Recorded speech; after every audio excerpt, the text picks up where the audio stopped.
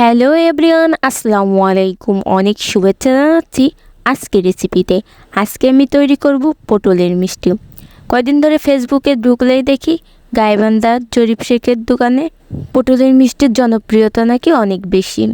তাই আমি ভাবলাম আমি কেন বাদ যাব, আমিও একটু ট্রাই করে দেখি আর আমার ভিউয়ার্সদের সঙ্গে শেয়ার করে।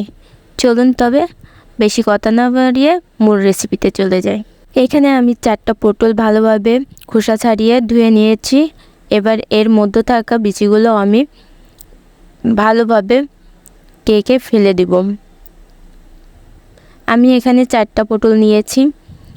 প্রথমে অল্প করে বানিয়ে দেখব খেতে কেমন লাগে। এবার একটি কাঁটা চামচ দিয়ে আমি এটা ভালোভাবে ছিদ্র করে নিব। আমি প্রত্যেকটা এভাবে আস্তে আস্তে ছিদ্র করে নিচ্ছি। এবার এটা একটি সাইডে রেখে আমি চুলার উপরে পানি গরম দিয়েছি। এখানে সামান্য বেকিং সোডা দিয়ে দিলাম। এবার আগে থেকে সেই পটলটা আমি এর মধ্যে সিদ্ধ বসিয়ে দিব। বেকিং সোডাটা দিলে কালারটা অনেকটা সবুজ বর্ণের হয়ে যায়। আপনাদের কাছে ফুড কালার থাকলে আপনারা দিতে পারেন। এবার একটি সাইডে আমি একে একে সব পটলগুলো উঠিয়ে রাখবো। এবার আরেকটি পাত্রে আমি কিছুটা পানি আর পরিমাণ মতন চিনি দিয়ে জাল করে নিচ্ছি। এখানে গোলাপ জল দিয়েছি আর সামান্য লেবুর রস দিয়েছি। এবার সে আগে থেকে সিদ্ধ করা পটলটা আমি এখানে দিয়ে দিচ্ছি। চিনির শিরায় ভালোভাবে জাল করে নিব। জাল হয়ে গেলে এবার এটা উঠিয়ে আমি একটা সাইডে রেখে দিব।